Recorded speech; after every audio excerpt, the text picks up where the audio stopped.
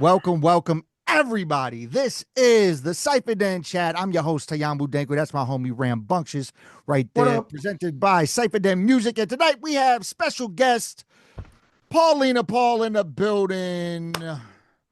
For those Woo! unfamiliar, I checked a little research. Technically, I met Paulina back in the day at the legendary 606 hip hop open mic at Sub T Lounge. Dope. She was in the cipher. I was like, she's not in the crowd. She's actually in the cipher. I was like, oh shit. Okay, nice. That was a Yeah. long time ago. Yeah. It Are you, was. are It you, was. so you still an MC? How long ago was that? Probably like 8 years by now, right? It was a minute ago. It was one of my first times going out to the 606. One That's one of the dope. early times. But Yeah, yeah. Tuesday nights. Yeah, you Yeah. still MCing or? Not really, just for fun. Yeah. I freestyle with my friends sometimes. I still see Simeon Fleet like everywhere. He's just about Yeah. everywhere. I still keep in touch with like Mike Booth and people I met there. Um, but yeah, I'm more of a writer. So Okay. I Okay. still use Dope. that for my other artist pursuits. Yeah. Okay. Okay. Yeah. What kind of stuff? Like, are you writing songs for film and stuff now, or?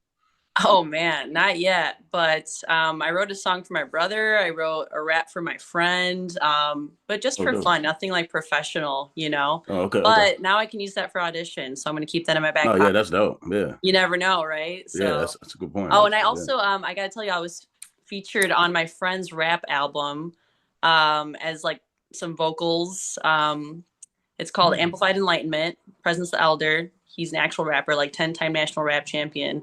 I think he used to go to Sub T as well, but we met at Ever Restaurant. So check out his album. Shout out to him. Hold on. Are you talking about the legendary presence, the battle rapper, Scribble Jam?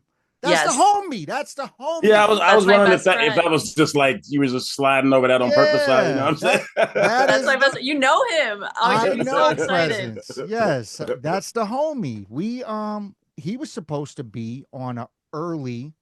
I was in a group called Wastelands before I started CyphaDen, started doing my solo shit. I was in a group called Wastelands, which I've said it before. I'll just say it again. People are like, "Damn, that's an acronym." I had no idea, but it stands for Wisdom Articulates Serenity Throughout Entities Living Allah's Nurturing Divine Science.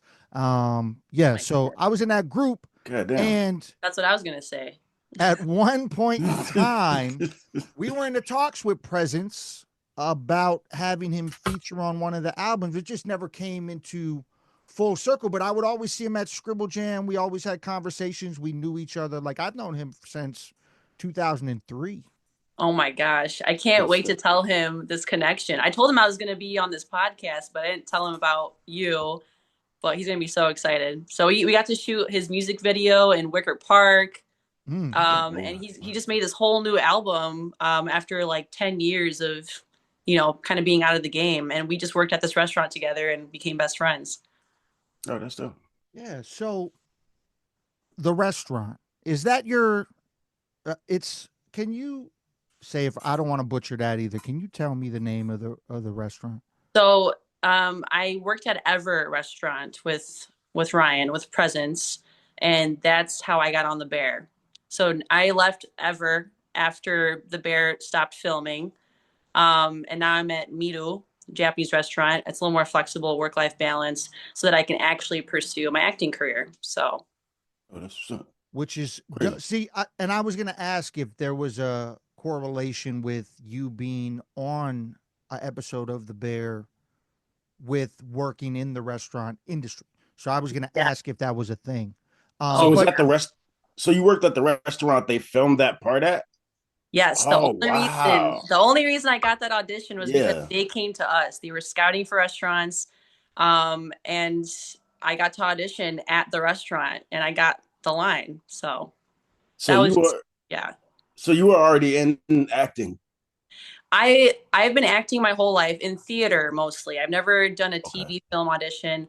Okay. So because I wanted to be an actor, I became a server naturally to make money on the side, right? And then I kind of got stuck there because I worked at Alinea. I got into fine dining. I was at Alinea for 3 years, and then I went to Ever for 3 years. This was all during the pandemic as well. And acting was kind of put on hold for me just because I had to kind of experience life first and, you know, feel like I'm financially and mentally ready to be an actor. And The Bear was just a huge turning point for me. That changed my life because the universe was like, here you go. Here are your two worlds, hospitality and acting, coming together. And when I saw the show, The Bear, I was like, oh, this is about restaurants in Chicago. Like, I got to be on this show. And Yeah. sure enough, a year later, like it happened. I manifested it. That's crazy.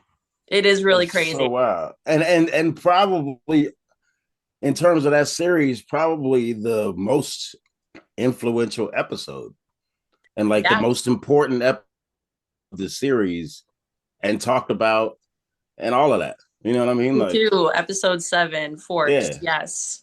It's it's like about Richie, the turning point. Yeah, it's like Richie's turning point and like the turning point in the his whole character show. You know what I arc. mean?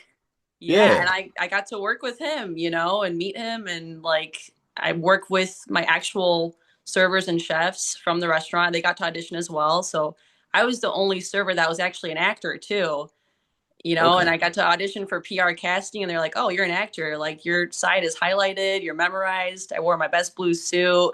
It was the Yeah. most fun audition. And I was like, whatever happens, this is just amazing. Like, this does not happen ever. Mhm. But yeah, it was just a right place, Shit. right time kind of thing. And also my experience in acting. So Yeah. So during the pandemic, everybody's like, "Oh, this sucks," and you're like, "I'm having a fucking ball." I was like, I'm still working. So Yeah, yeah. it's good. I still had a job. And Yeah. because of the pandemic, I think I wanted to move to Ever Restaurant to get hired as a captain, which is just like a head server, lead server. And I think all my decisions just kind of led me to where I am today. And I was thinking, like, I'm doing fine. I'm exactly where I need to be, and I'm doing everything I need to be doing. And Right. because of my decisions, like, none of this would have ever happened if it wasn't like for those decisions and like those life decisions that I made. So yeah. Interesting. Yeah. I mean, speaking of, so did you always want to be an actor? Because I saw that you went for your theater major, Illinois State, right? Theater major, Yeah. Illinois State, and then Yeah. you also did acting classes there. So you've always wanted to be an actor Yeah. since. Since I was very little, we used to perform these shows at home, and my dad would record them. So we have all these home videos where I'm just like performing and being myself. And I won Best Actress in a beauty pageant when I was 7. So that made me want to be an actor even more. Robin Williams was a huge inspiration for me. He was my favorite actor growing up, still is.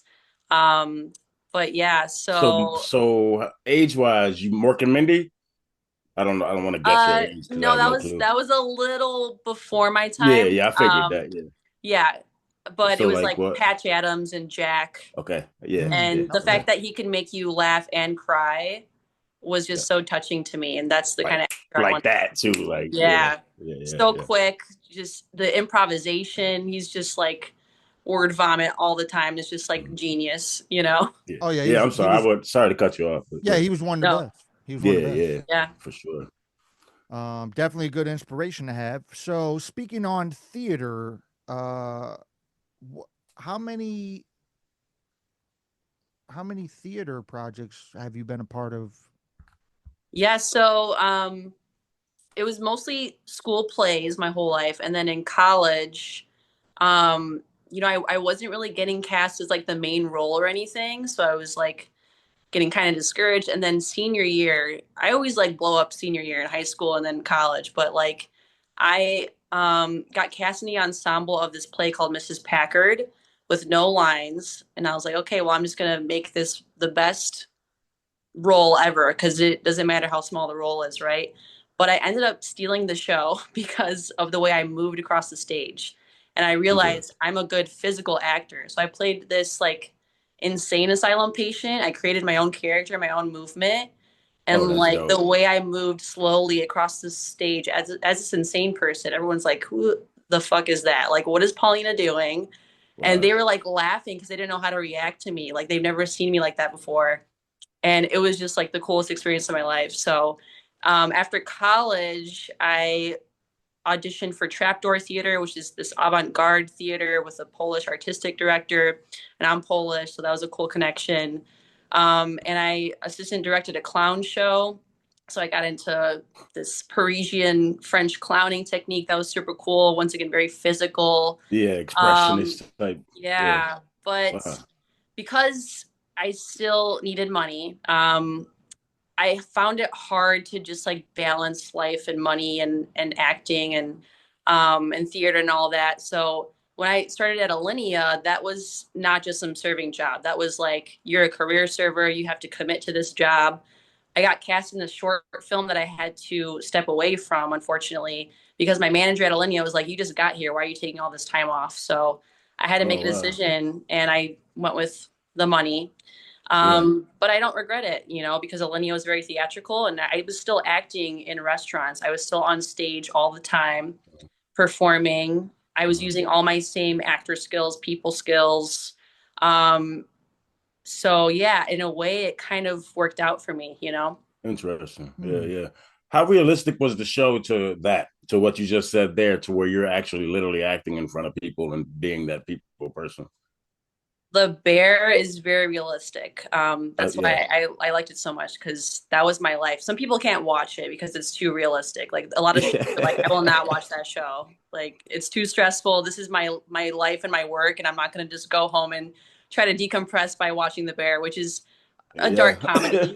It's a comedy, but it's a dark comedy, you Oh know? yeah, yeah, yeah. So, yeah, I mean, the stress, the pressure, Excuse Michelin me. inspectors, attention to Yeah. detail, Yeah. always being on, staying calm under pressure, not letting them see that you're actually freaking out and the chefs are yelling at you and, Yeah. all of Yeah. that. It's so Yeah. true. Yeah. Yeah. Yeah. Yeah, I've worked it's in it, I've worked in kitchens, not like major at all, but where people are saying yes, chef, and there's that kind of attitude. I've worked in mm, a little bit and shit like that, but I thought it was pretty realistic from what I've seen. Observed. You know what I'm saying? But Yeah. that's why I yeah, was that's curious.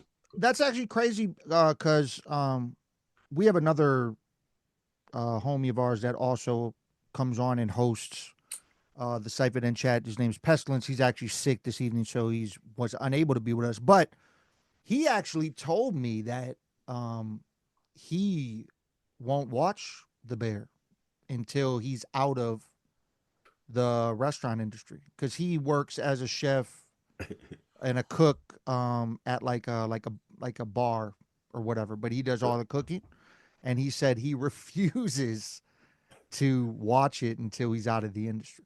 Nobody Yeah. Like, wants to binge watch work. You know what I'm saying?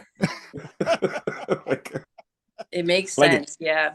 yeah, like if you're a rancher, you're not gonna go binge watch Yellowstone. Actually, you might. Actually, I'll take that back. You You I might. mean, yeah, actually Yeah. might. Yeah, But yeah. yeah. I mean, Yellowstone's a little different. Zach. I My think bad. I'll I pause on think that for one. chefs it's a little different too, but for me I'm also an actor, so I'm like immersed in both worlds. I want to see the acting, the writing, cinematography, everything. Like yeah, I did not sit down on set. I was like so immersed in everything. I wanted to see what was going on and it was like the happiest I've ever been. Yeah. That's So super so fucking dope. Yeah. so you were in the episode of season 2, but then you were also around for the whole shooting of season 3, I or around was, for. they did come back for season 3, and I got to be a background actor for a few days.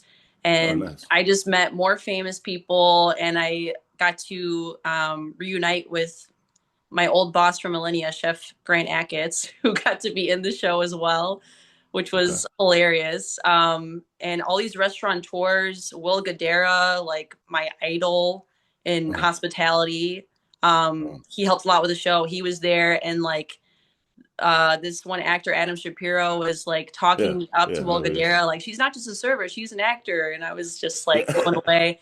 I was like making best friends with Joel McHale, who's awesome, and just Oh like wow. Wow. improvising with him. And I was trying to be cool and be professional, and I wasn't asking for pictures or anything because this is my life. This is what I want to do. I Yeah, want to be an actor, just live right? the experience type shit. Yeah, yeah, We're all yeah. working Yeah. together. And I was also representing Ever Restaurant. So I had to, play it chill and actually work two jobs at the same time. But yeah, Olivia Colman made me cry. And in the episode, it was so surreal for me because this might be a little spoiler, but if you haven't seen it, there's a restaurant closing. And I told myself I was going to leave Ever after the bear was done filming. So Olivia Colman was doing this monologue about the restaurant closing, and I was like, oh my god, this chapter of my life is closing, and no one knows it but me. Like I haven't told anyone that I'm leaving yet. But I was just like reveling in the moment, and that was just so surreal for me. Huh. Yeah. It's crazy. So like literally your life and work is just spinning around together in a sense, like kind of Yeah, dramatically. That's wild. yeah, Pretty it was crazy. a lot Yeah. to take in. I'll never forget it. So Yeah. the networking was obviously crazy, like super The dope. networking, yes, I'm always networking. I just, as a server too. But Yeah. yeah, I met a lot of friends that I still keep in touch with, and the crew, the actors, everyone was so nice and welcoming, and they treated us with respect because we were the actual servers and chefs that worked there, and they were kind of taking over our space. Just the whole film crew and cameras everywhere. We had to tape the walls because we had expensive shit everywhere and we were trying to make sure no one broke anything. Um, Shit. and yeah, just telling people where to go, like where the bathrooms are, things like that. But yeah, just like being present the whole time. Yeah. Um, yeah, it was crazy. Hmm. So moving forward, do you think that you would be able to completely sustain a successful acting career staying in Chicago, or do you feel like you have to make a move? You know, um, that's a good question. I think right now I want to settle in Chicago. I know Chicago. I'm from here. Um, I think there is a lot of work here and a lot of connections that I have. And I just kind of want to see what I do with it. And I'm just kind of starting back out again. So I don't really want to move anywhere else. I do have people in New York, Atlanta, LA. Like LA's on fire and I hope everyone's okay. And like I have Yeah. friends. Man. I don't know if I want to move out there anytime soon, especially now, but like who knows where life's going to take me and we'll just see what happens. Take it one day at a time. But Chicago's my home right now. Is it is it more going to be more in the direction of theater or more No, I want screen? to do TV film. Like a theater will Okay. Yeah. always, I can still audition for plays and stuff like that, and I still use monologues from plays. But I definitely want to transition to TV and film. And I used the bear to get signed by an agent on my birthday, November 8th last year. Well, shit. That's So I got dope. representation now. Shout out to Dream Team Talent. But Heck yeah. I'm just taking the steps. I'm doing Yeah. it finally. Wow, that's crazy. Any aspiration to do anything other than acting?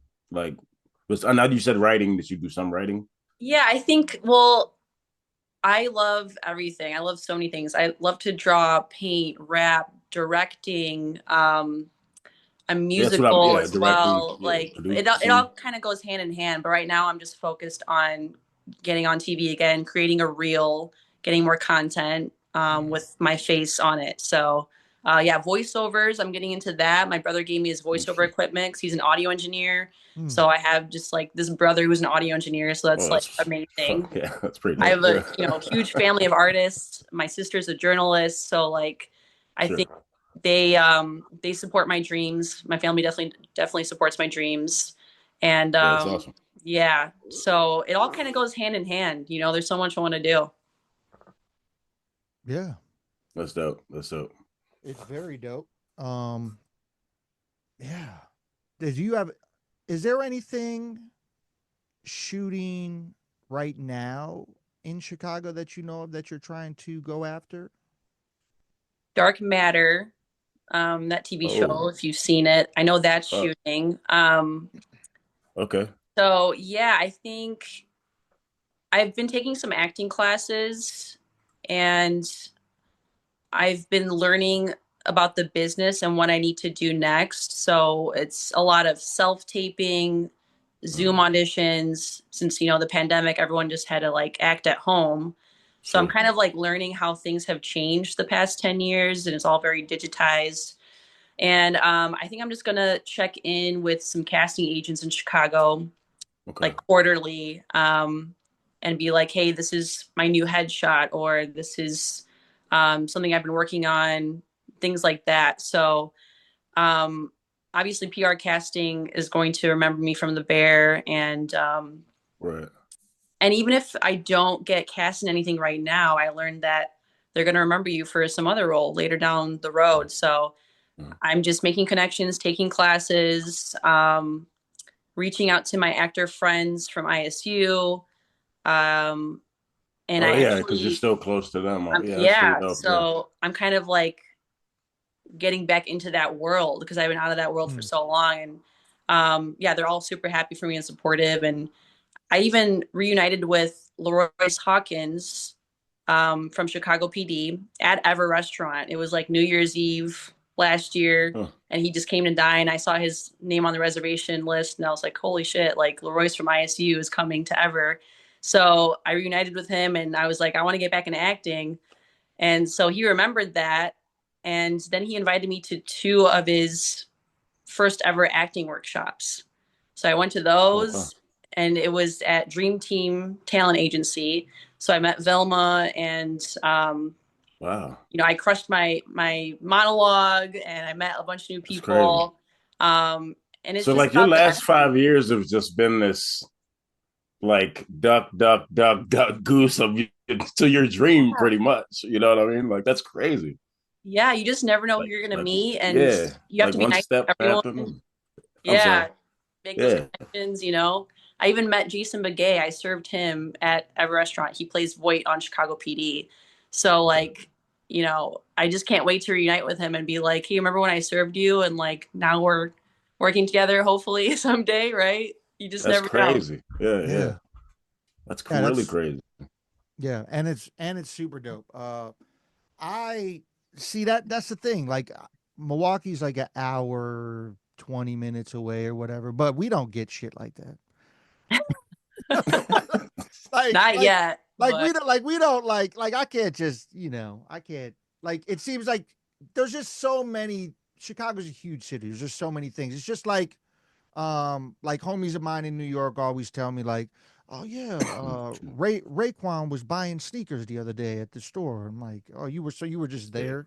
Yeah. Well, Raekwon was there just buying sneakers. Like, when I was in Austin, it was like that for comedy. You know what I mean? You would run and you'd see Ron White walking down the street, and you're like, what the fuck? Like, oh shit, but he's just getting a coffee. You know what I'm saying? Like, right. And I serve these people every day. Yeah, right? It's wild. It's pretty wild. You can meet I've met agents before. Like it's crazy. So it's all about the energy that you present, how you present yourself. Yeah. So top 3 movies all time. Oh my God. We might have to break that down into genres. So that's a lot, yo. God damn. I know, that's hard. The first one that came to mind is Inception. Oh wow, yeah. Love that one. Yeah. And then I guess I have to name a Robin one. Probably Dead Poets Society. Ooh, and then a comedy. Hot Rod's great, that's a hard one. Hot Rod is hilarious. Yeah. Oh man, that's not up there for my favorite, but that's crazy. 3, damn, that good man. I wasn't ready for that one. But hey, I just throwing couldn't have gave people 5. God damn. Hey, I'm just throwing curveballs. What about you, Ram? What do you got? Top 3 movies ever. Forrest Gump, number 1 for sure. Oh, it's on my list. That's 100% my favorite movie. I'm gonna do a Robin Williams one. That's way, way up there. Good Will Hunting. That's probably 2. And 3, Shawshank Redemption. Nice. Oh no, you know what? I need to get a comedy, so take Shawshank off. and we'll do a comedy. 40-year-old virgin. Nice. I recently watched that, and that shit is way up there. I didn't realize how far up there that, but that shit is still funny. So, I will say that 3 could change in 10 minutes. Right, exactly. It could. Same. But Forrest Gump is on my list actually of top movies. I love that movie. Pulp Fiction's my shit. Very big Tarantino fan. And if I have to name a comedy movie, I just recently watched it, and I've probably watched it probably at least 50 times in my life, is Life. Oh, I haven't seen that one. I'm the pappy. Whoa. You gotta see it. You gotta see it. Oh my gosh. I'm writing it down. Life. Eddie Murphy, Martin. All right. Sorry, ladies and gentlemen. It's going to be the end of the podcast. I'm out. That's a deal breaker. No, that's one of them ones, though. Classic. You got to watch it. You got to check it. I mean, yeah, that's one of those, like, what? You haven't seen that? For real? And yeah, I've seen other Eddie Murphy movies, but wow. It's long. Just get ready for that. It is a long movie because it goes through a lot of different errors. But you know what's crazy, though? For you, it's actually better not having. Oh. Froze. This happened last time, too. It'll come back, and then I have to repeat it. That's what happened last time. But yeah, I think he was going to say it's better not having seen it for me, because it'll be that much cooler to see it right now. Yeah. And not having any preconceived notions about it either. Mm-hmm. Ram, did I freeze? Super froze. Yeah. My bad. Well, I don't know where I froze at. So it's better that I didn't see it. The movie Life. Oh, because now you'll look at the cast, and the cast is super famous now. Like a lot of the cast are way more famous now. So you'll look at it like, oh wow. But back then, they were just, people didn't know who they were really that much. You know what I mean? And some are like Bernie Mac, not even here. You know what I mean? But yeah, it'll be dope. It'll be dope. Yeah. There's another movie called Life with Jake Gyllenhaal, though. This ain't the one, right? Oh, okay. Definitely not. 1999. Yeah, that's not the one. Yeah, no. There's 2. If I miss Jake Gyllenhaal in that movie, and I just now realized it now, I'll be fucked up. I'll be real. I'm gonna tell my kids this was Jake Gyllenhaal. Yeah.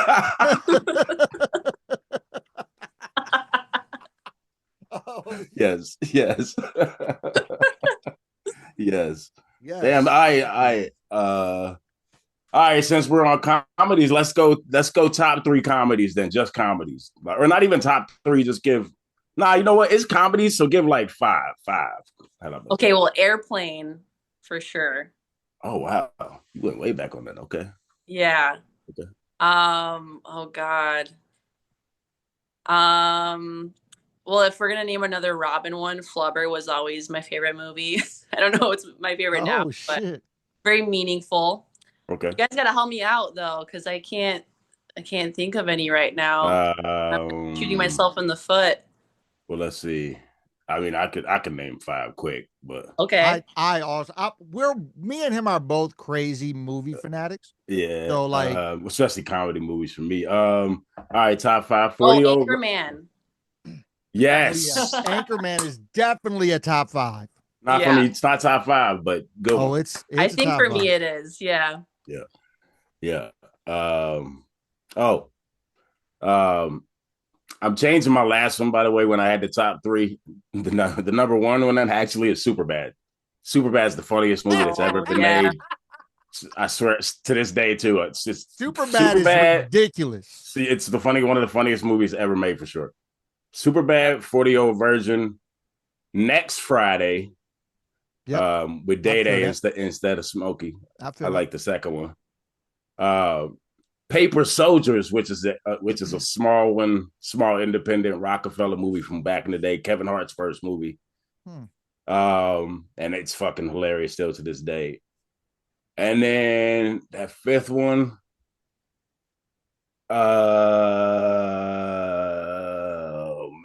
like Coming to America, maybe. I did see that. That's definitely on mine.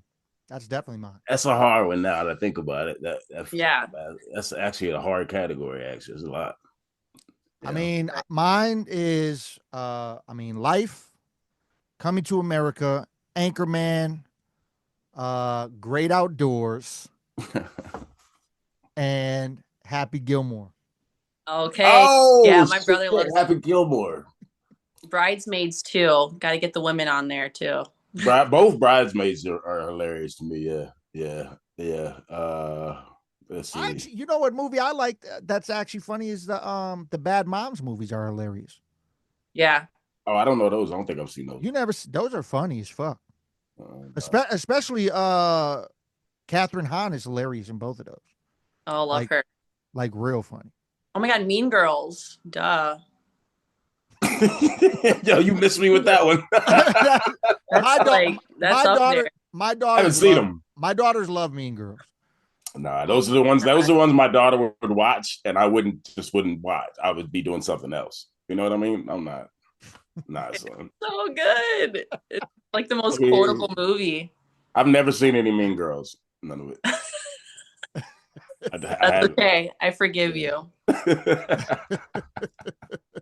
How do you prepare for a like you said you went into the acting agency, and you just killed your monologue? How do you prepare properly for a monologue?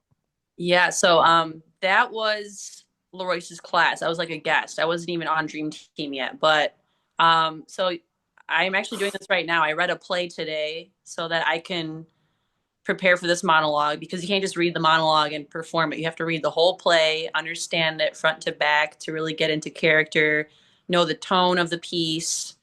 And I perform it for other people. I perform it for my roommate, my best friend, my dad, whoever's around, my coworker, so that it's different every time.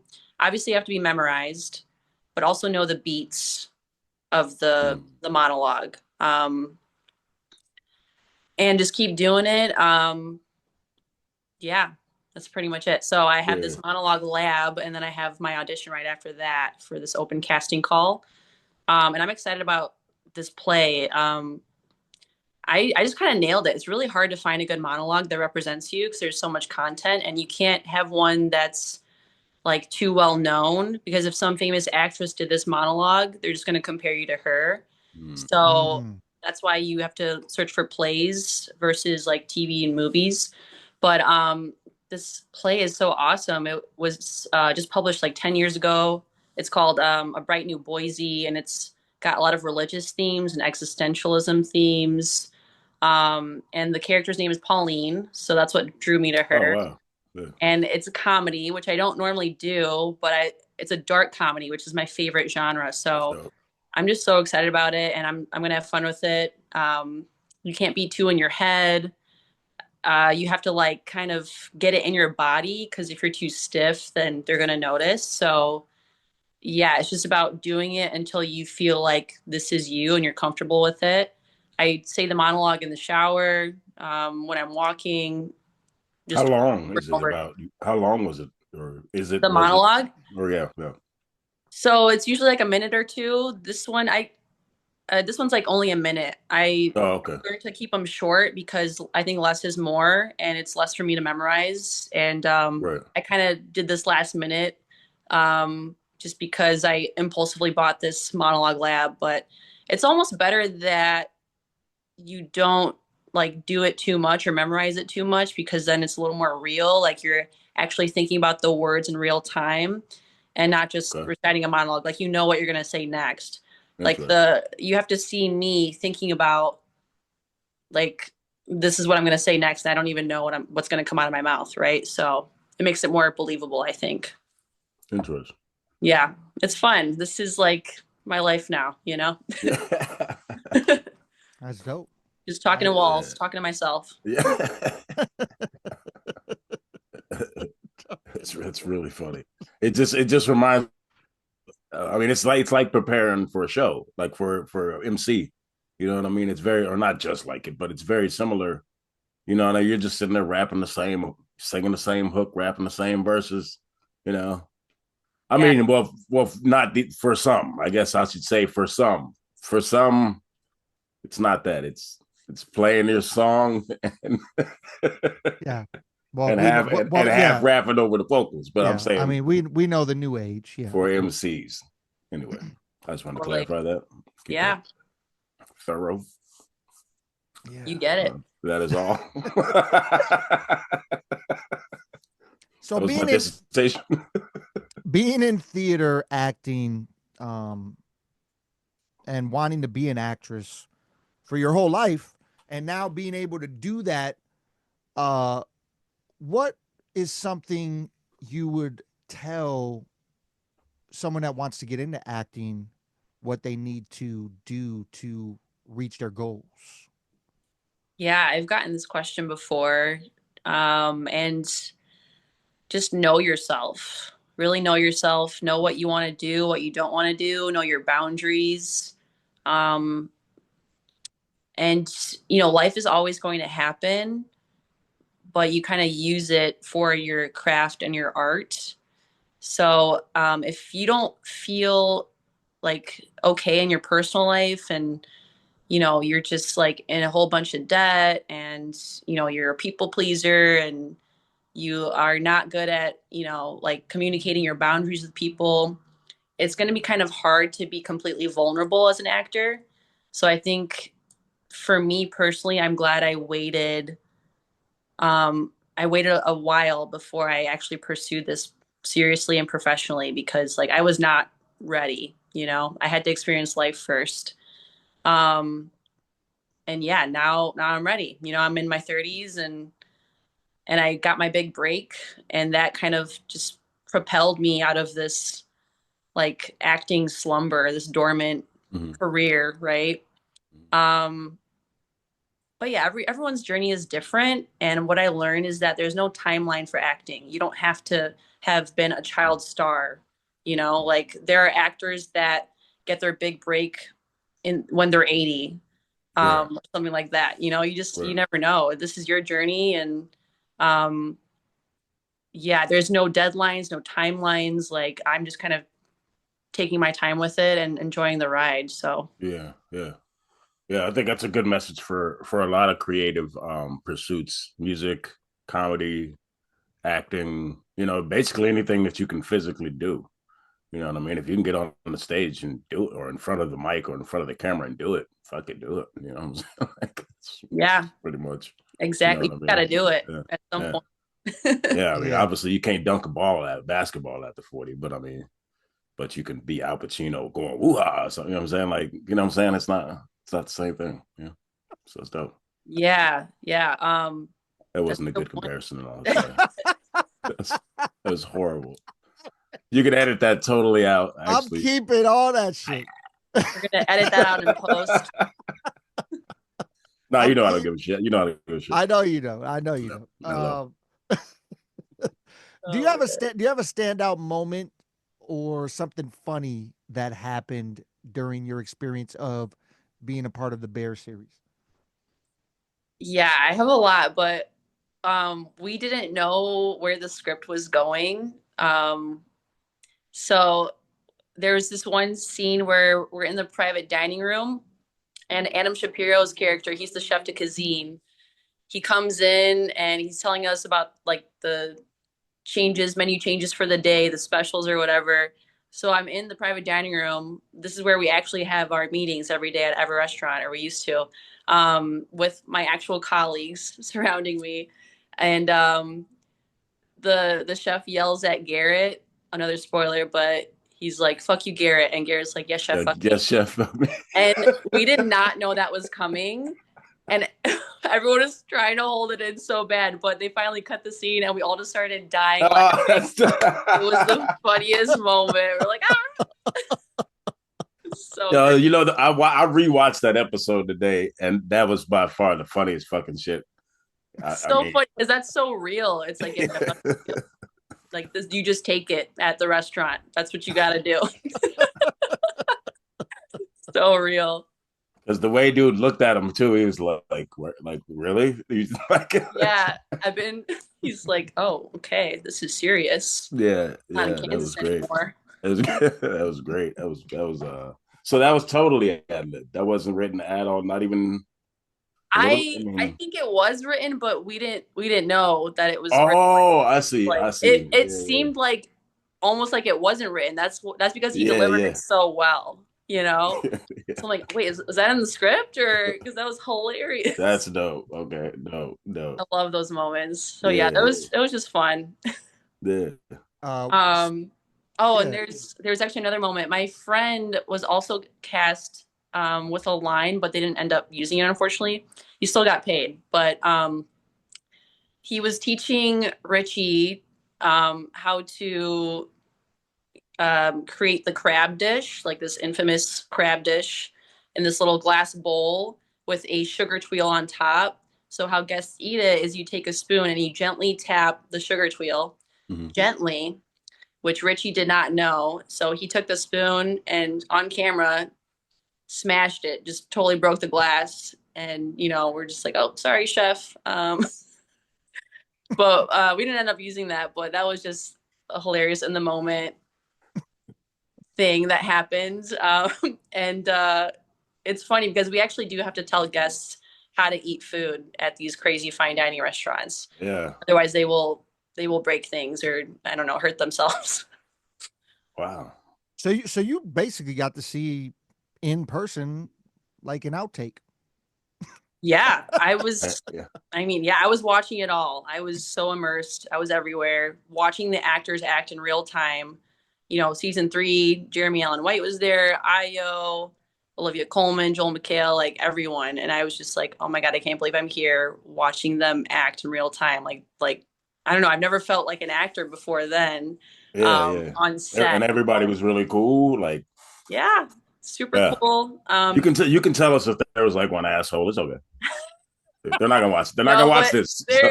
I think that they might. I'm definitely tagging them. I'm just fucking around. No. Everyone is super nice and professional. But there was this one funny moment I will say where I introduced myself to Eben. It was during season 2. I'm like, "Hi, Eben. I'm Paulina. I'm a captain here." And he's like, "Okay." Just like kept going, doing his thing. And I think he was method acting because he was like very Richie at that point. And obviously, I don't know what he's really like, but I just thought that was hilarious because he was so in character. I guess you don't know. Talking to me, Yeah. I don't give a shit. That was before he transformed, so. Yeah. It's like, yeah, whatever. Like, okay, yeah, chef, fuck me. Man, I won't lie. That's a tough thing. I don't know if I could do the asshole yelling at me all day, or not asshole. I'm sorry. Let me rephrase that. I'm sorry. I don't know if I could do the chef yet responding to the chef the way you have to, and that whole, you know what I'm saying? I don't know if I could do that. That's hard. Rough, man. It's hard. Yeah, just staying calm under pressure because we're both trying to just make some food and create these experience and get this third Michelin star, Right. So you learn to not take things personally. And I'm not saying that all chefs are like mean and yelling at you all the time. That's not true at all. I've met plenty of wonderful chefs at Ever as well. But yeah, I mean, it can get a little dicey and you can't take it personally. You just got to say, yes, chef, and keep going because you just don't have time to like take things personally, So it's actually like a really great life skill that we all learn together. So working in that business for many years means you definitely have a completely different opinion on your favorite restaurant in Chicago. Okay, so this is like the movie question where it changes all the time. But right now, my new favorite is Armitage Ale House on Armitage in like Lincoln Park. Yeah, just old timey, beautiful vintage red leather. It's a hog salt restaurant, like Bavette's. So it's I don't know. What does that mean? What is hog salt? Hog Salt is a restaurant company. So all of their restaurants, like Chichio Mio, red leather booths, vintage. Okay. Like the gorgeous chandeliers, things like that, dim lit. But yeah, this restaurant, Armitage Ale House, the food quality is just amazing. They have the best steak tartare in Chicago. You can hear the expediter right next to you calling out the shots, which is super cool. Wow.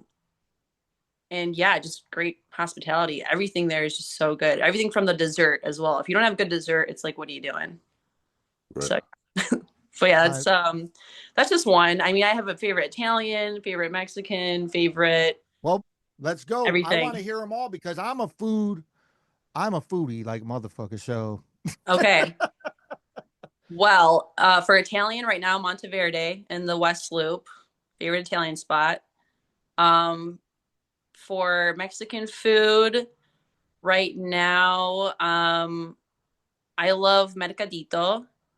That's just a classic, easy go-to spot in River North. Great carne asada. And shout out to Jorge. And then what else? What other categories? Oh, brunch.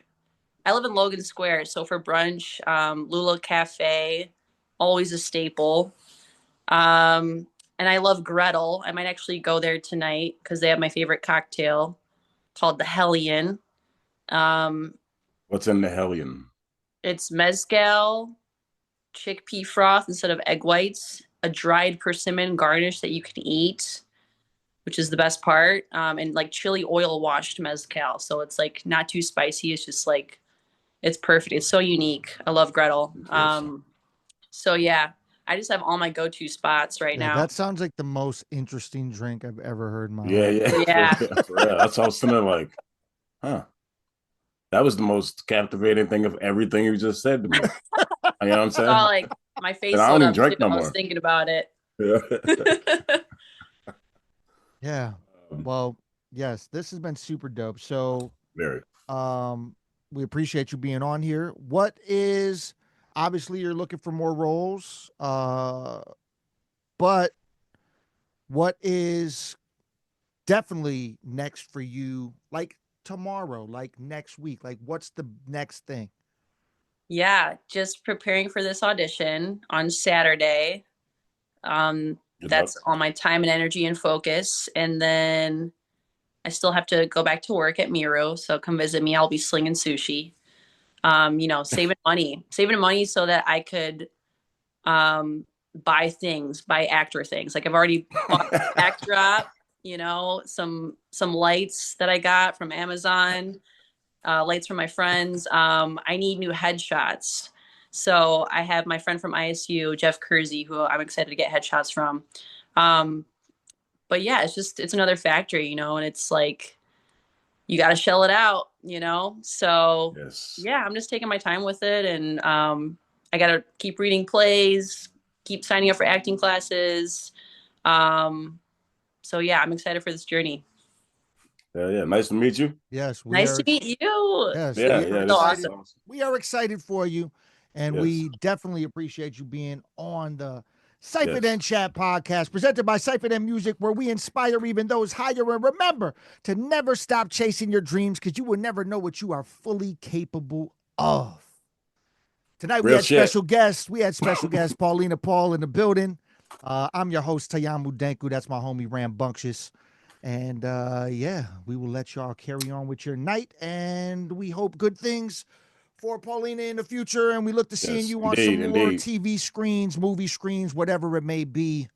And I'm definitely checking out them food spots. I'm gonna tell you right now. Yeah. Hey, have you seen the Bear, Danku? I never even asked you that. I didn't watch season 3. I'm like, oh, okay. I'm two seasons in. But you saw my episode, right? So I can get results. Okay, good. Yeah. Oh shit! I just watched it again today. So okay, thank you.